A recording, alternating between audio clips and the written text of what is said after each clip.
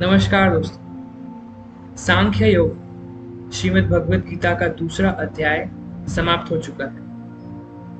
यह दूसरा अध्याय सबसे महत्वपूर्ण अध्याय है श्रीमद् भगवत गीता का। इसमें श्री कृष्ण भगवान ने पूरी गीता की शिक्षाओं का संक्षिप्त में वर्णन किया है और इसीलिए इसे गीता सार भी कहा जाता है। दोस्तों, इस दूसरे अध्याय को हम 4 विषयों में बांट सकते हैं। पहला, अर्जुन ने पूरी तरह से श्री कृष्ण भगवान को आत्मसमर्पण कर दिया और स्वयं को शिष्य मानकर और श्री कृष्ण को गुरु मानकर वो उनसे अनुरोध करता है कि वह उनका मार्गदर्शन करे, उसे सही राह दिखाए, उसके दुखों का निवारण करे। दूसरा, समस्त दुखों के कारण की व्याख्या, जो स्वयं के वास्तविक रूप की अज्ञानता है। यानी हमें ये पता ही नहीं, हमें ये ज्ञान ही नहीं कि आखिर हम हैं कौन। हम ये शरीर नहीं है, हम ये बुद्धि नहीं है, हम आत्मा है। मैं आत्मा हूं, आप आत्मा हैं। तो इसी का ज्ञान इस दूसरे अध्याय में दिया गया।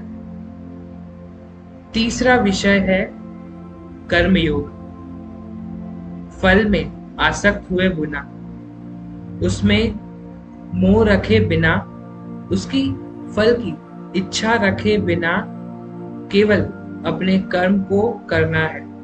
पूरी तरह से अपना 100% देना है, पूरी मेहनत से, पूरी लगन से उसमें अपना मन लगाकर केवल कर्म करना है।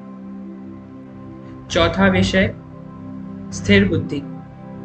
स्थिर बुद्धि वाला व्यक्ति, या यूं कहूं स्थितप्रज्ञ व्यक्ति, वो व्यक्ति जिसका मन एकाग्र है, जिसका मन स्थिर है, जो दुख में सुख में विचलित नहीं होता, जिसमें भय क्रोध की भावना ही नहीं, राग द्वेष की भावना नष्ट हो चुकी है, जिसका मन एकाग्र से केवल कर्म करने में केंद्रित है। तो यह था श्रीमद् भगवत गीता का दूसरा अध्याय सांख्य योग। अब आपसे मुलाकात होगी तीसरे अध्याय कर्म योग में। धन्यवाद। जय श्री कृष्ण।